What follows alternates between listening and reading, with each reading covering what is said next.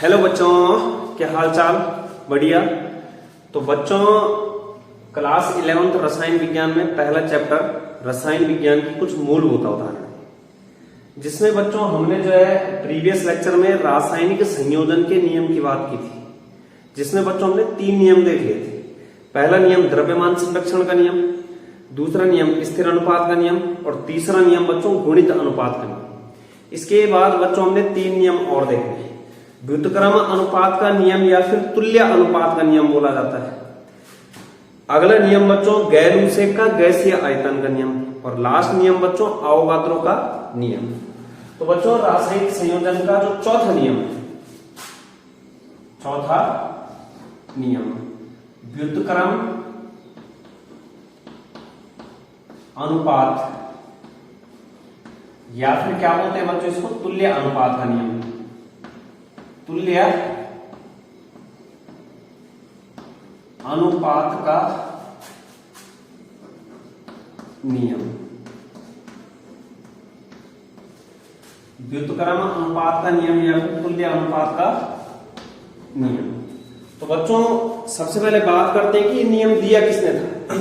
तो बच्चों ये नियम दिया था 1792 में, 1792 में रिचटर ने। किसने दिया था बच्चों? रिचटर ने दिया था।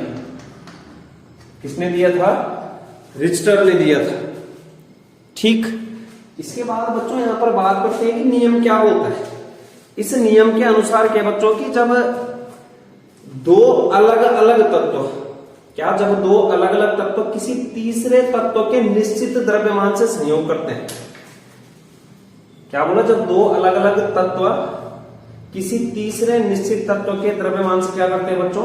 संयोग करते हैं, तो उनके द्रव्यमानों का अनुपात या तो समान होगा या फिर उसका कोई पूर्ण गुणज के रूप में होगा, मतलब गुणा के रूप में होगा, जिसमें कि वे क्या कर रहे हैं? संयोजन कर रहे हैं।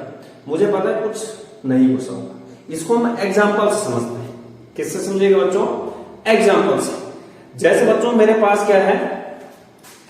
मेरे पास है बच्चों हाइड्रोजन और ऑक्सीजन, दो अलग अलग तत्व है। हाइड्रोजन और ऑक्सीजन क्या है बच्चों?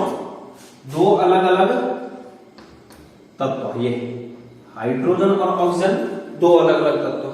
ये बच्चों संयोग कर रहे हैं किससे? हाइड्रोजन एक बारी कार्बन से और ऑक्सीजन एक बारी कार्बन से। मतलब हाइड्रोजन और ऑक्सीजन दो अलग अलग तत्व किससे संयोग कर रहे हैं? कार्बन से। तो जब बच्चों हाइड्रोजन कार्बन से संयोग करेगा तो क्या बनाएगा? CH4। और जब ऑक्सीजन कार्बन से जुड़ेगा क्या बनाएगा?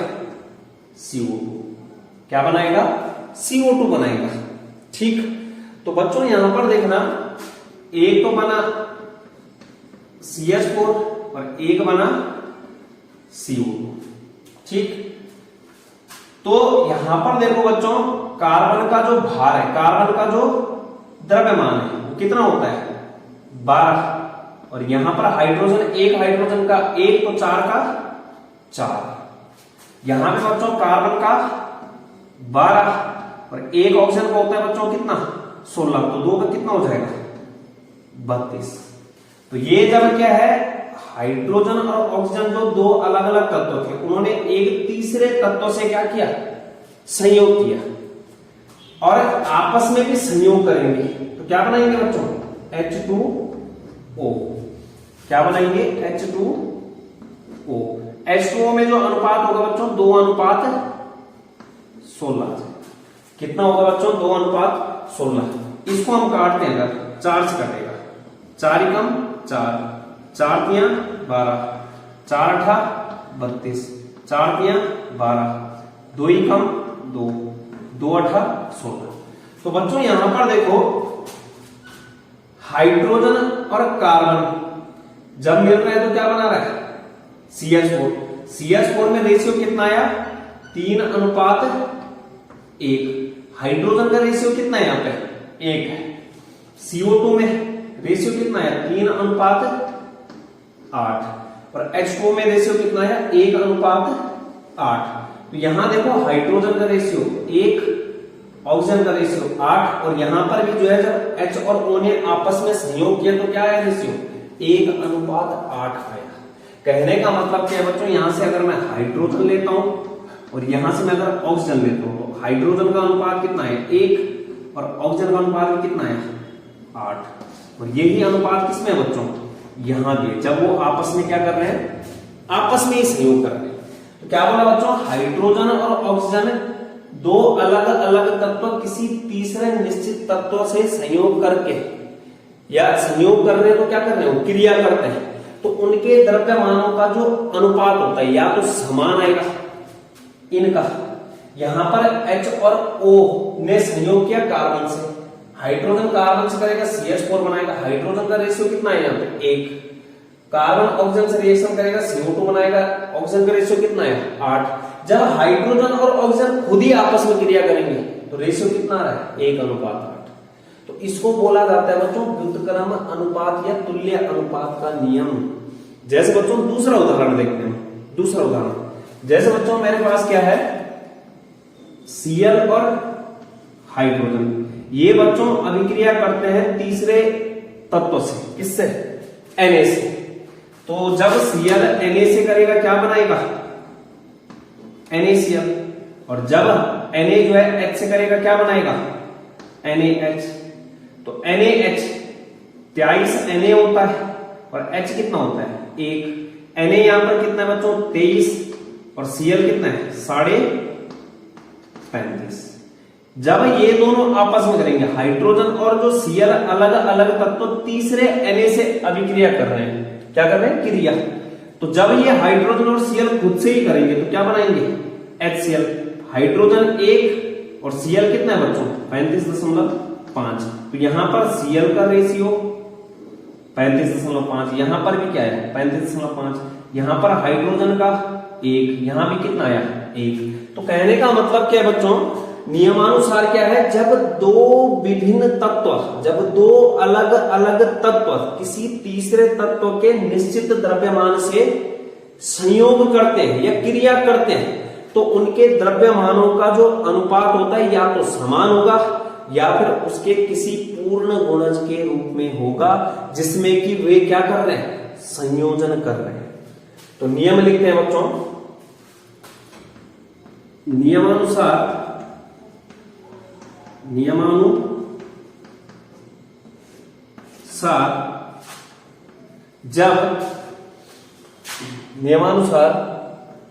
जब दो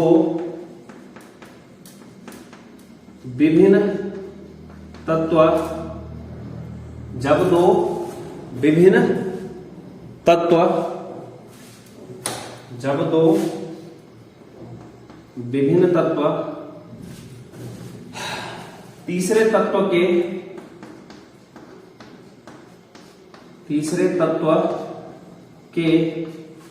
निश्चित द्रव्यमान से, तीसरे तत्व के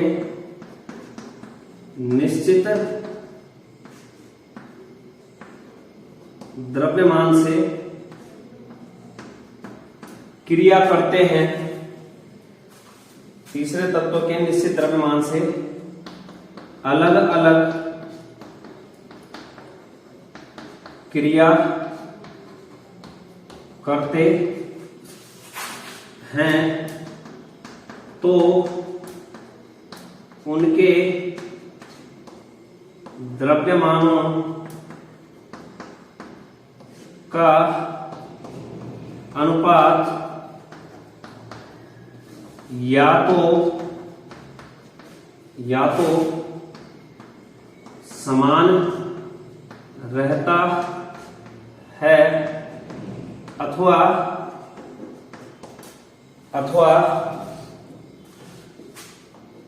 उसका कोई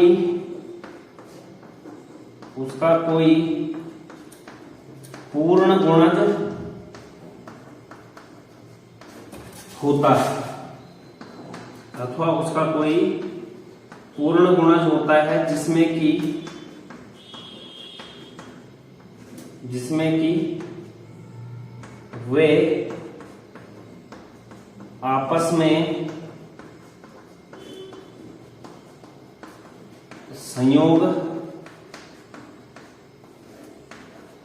करते हैं। संयोग करते हैं। तो ये क्या है बच्चों, यहां पर नियम है। ये क्या है, नियम, जिसमें कि वे आपस में संयोग करते हैं। तो ये कट गया था बच्चों। इसमें इसके बाद बच्चों कुछ उदाहरण और देखते हैं। इसमें उदाहरण और देखते हैं। ये दो उदाहरण ले लिए।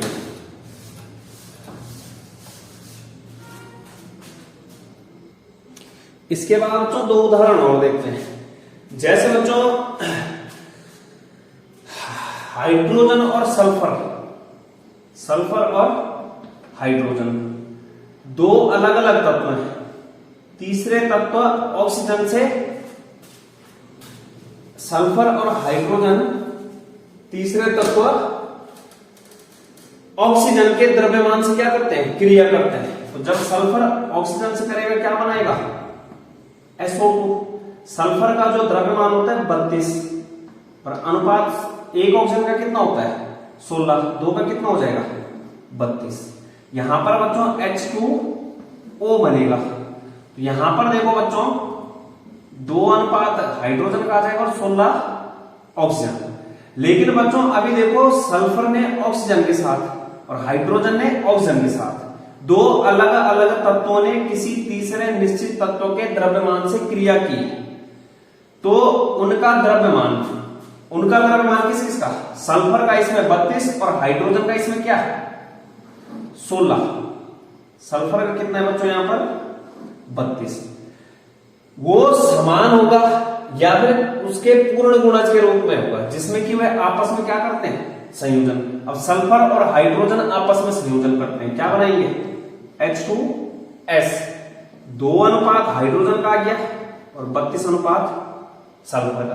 तो यहां पर देखो बच्चों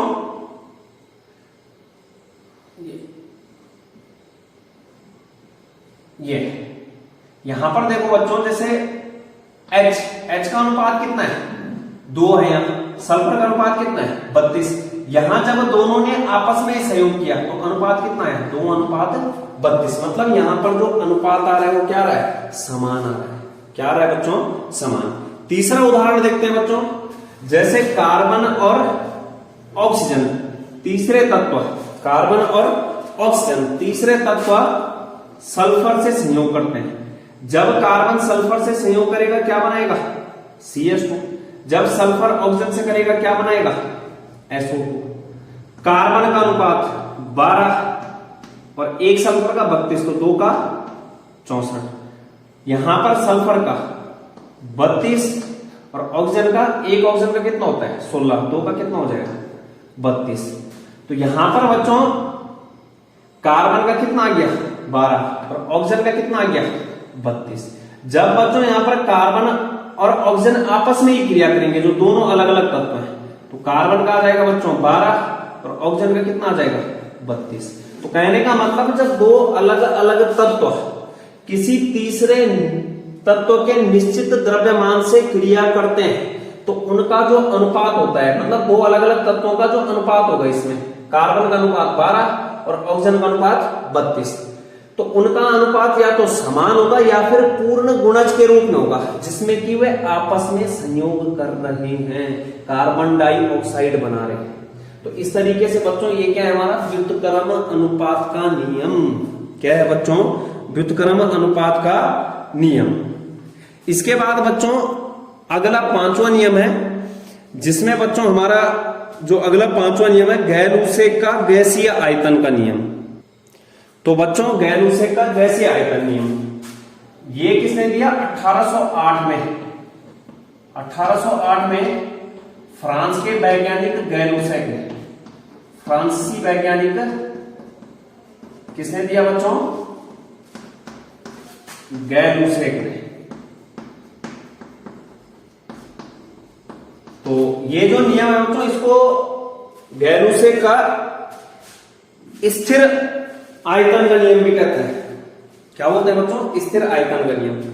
तो बच्चों ये नियम क्या कहता है कि समान ताप और दाब पर, समान ताप और दाब पर रासायनिक अभिक्रियाओं में जो अभिकारक या फिर जो किस क्या बोलते हैं उसको क्रियाकारक क्रियाकारक एवं उत्पादों के आयतन जो होते हैं वो क्या होते हैं, निश्चित अनुपात में रहते हैं। या तो निश्चित अनुपात में होते हैं या फिर परस्पर छोटी पूर्ण संख्याओं के अनुपात में रहते हैं। मतलब जो संख्याएं होंगी वो कैसे होंगी, पूर्ण संख्याएं होंगी। तो नियमानुसार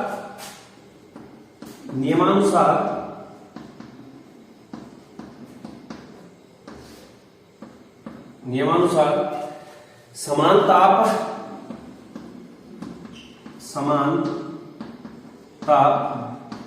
व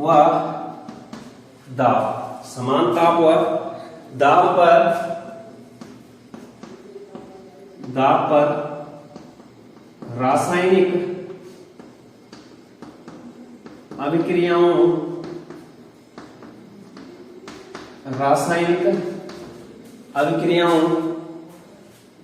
में क्रियाकारक एवं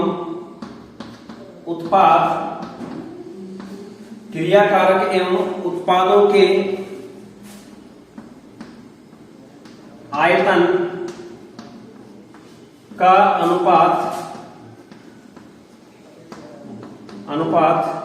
निश्चित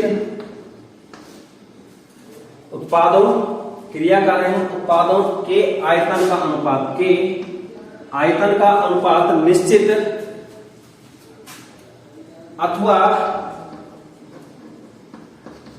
छोटी पूर्ण संख्याओं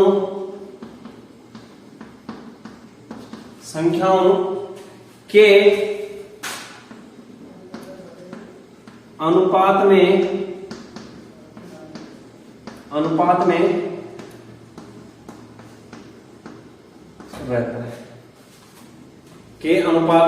रहता है।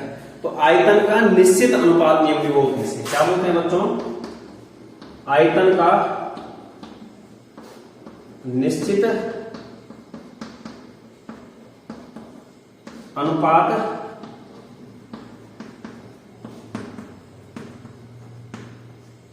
नियम, आयतन का निश्चित अनुपात नियम। तो रासायनिक अभिक्रियाओं की बात हो रही है बच्चों। जैसे उदाहरण के लिए हम क्या करते हैं, H2 और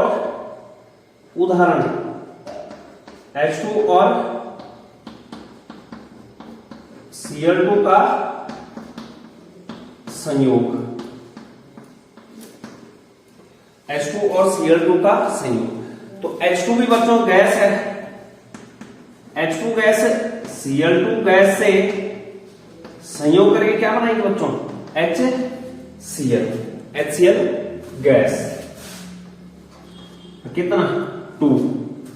तो बच्चों यहां पर जो H2 का आयतन है, एक आयतन किसका है, H2 गैस का। ऐसे ही एक आयतन किसका है, Cl2 गैस का। जब एक आयतन H2 गैस का एक आयतन Cl2 गैस के साथ संयोग कर रहे हैं तो कितना आयतन HCl मिल रहा है, 2 आयतन HCl। सपोज दैट बच्चों हम यहां पर क्या करते हैं, मैं बोलता हूं कि 100 आयतन कितना है, 100 ml में लेता हूं मैं। अगर किसमें 100 ml ये 100 ml ये, तो हमें कितना प्राप्त होगा बच्चों, 200 ml। कितना, 200 ml प्राप्त हो जाएगा।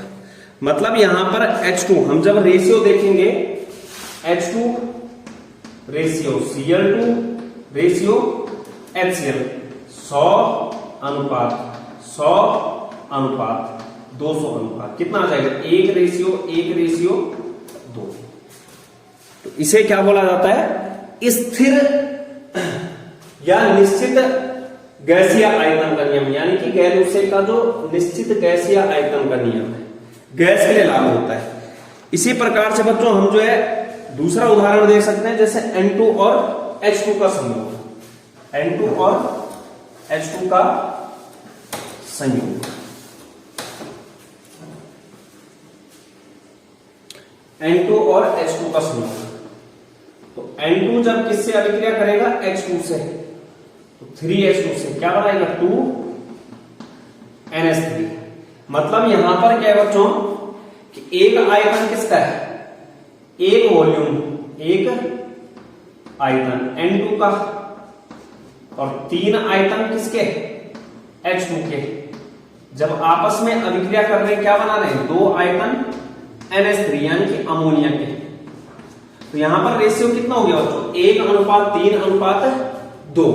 मतलब अगर 100 ml क्या है N2, 300 ml क्या होगा H2, और हमें कितना प्राप्त हो जाएगा 200 ml NH3। तो जो रेशियो आएगा बच्चों N2 ratio H2 ratio NH3 वो कितना आएगा, 1:3:2, 1:3:2 का आ जाएगा।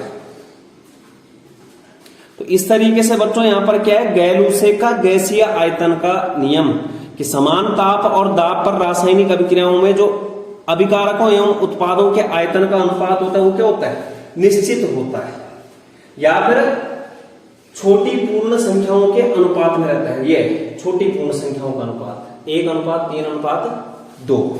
इसके बाद बच्चों अंतिम नियम है अवोगाद्रो का नियम। तो बच्चों लास्ट नियम है अवोगाद्रो का नियम। अवोगाद्रो का नियम। तो बच्चों ये नियम अवोगाद्रो ने दिया है। किसने दिया, एमिलियो अवोगाद्रो ने 1811 में। 1811 में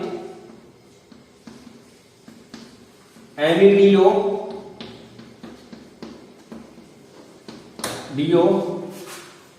अवोगाद्रो ने दिया। एमिलियो अवोगाद्रो ने दिया। तो बच्चों ये नियम क्या बोलता है कि ताप एवं दाब, तापमान कितना, जो सामान्य तापमान होता है 298 केल्विन रूम टेम्परेचर पे, ताप एवं दाब, एक एटीएम दाब, एक एटमॉस्फेरिक प्रेशर पे। तो ताप एवं दाब की समान परिस्थितियों में गैसों के समान आयतन में अणुओं की संख्या समान होती है। गैसों के समान आयतन में अणुओं की संख्या क्या होती है, समान होती है। तो इसको हम जैसे एग्जांपल समझते हैं।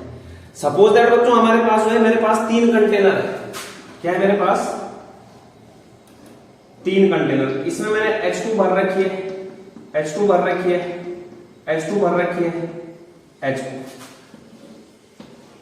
दूसरा कंटेनर ये है जिसमें मैंने N2 भर रखी है, गैस है मतलब N2, N2, N2, N2, N2, N2, N2। और तीसरा है बच्चों मेरे पास ये कंटेनर। तीसरा क्या है, ये कंटेनर।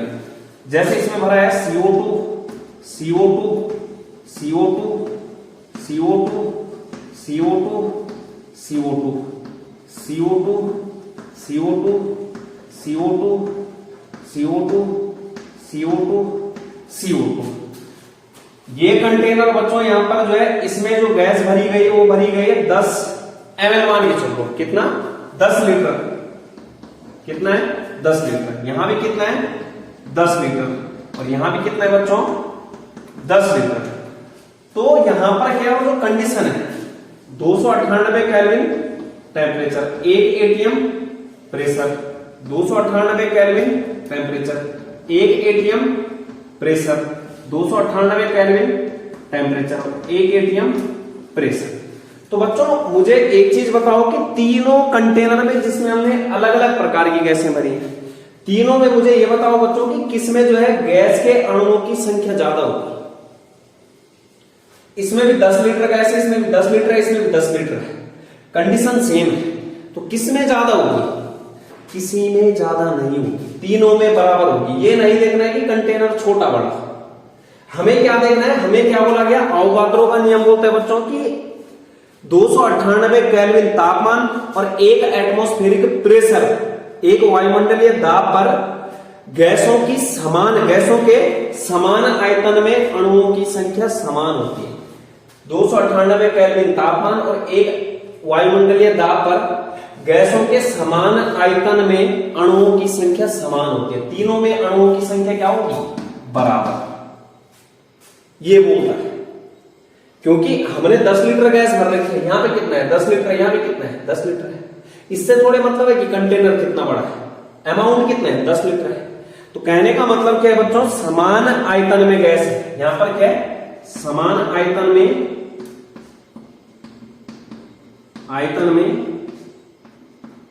गैस, समान आयतन में गैस। तो बच्चों 1811 में लिया था। नियमानुसार क्या है, नियमानुसार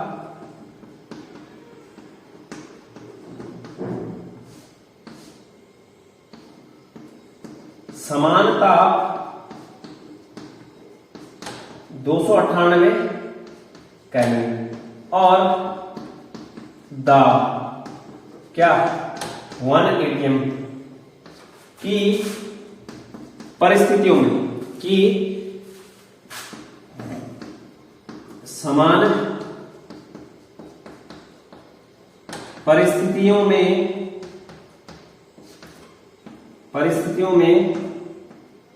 गैसों के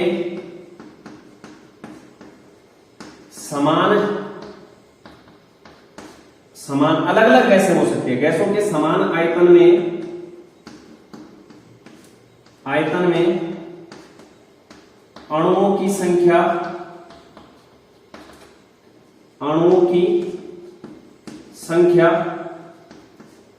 समान अणुओं की संख्या समान होती है। और जो अणुओं की संख्या होती है वो अवोगाद्रो संख्या होती है। अणुओं की संख्या समान होती है और जिसका मान कितना होता है, अवोगाद्रो संख्या होती है 6.022 इंटू 10 टू द पावर 23 अणु। जो अणुओं की संख्या होती है समान होती है। अणुओं की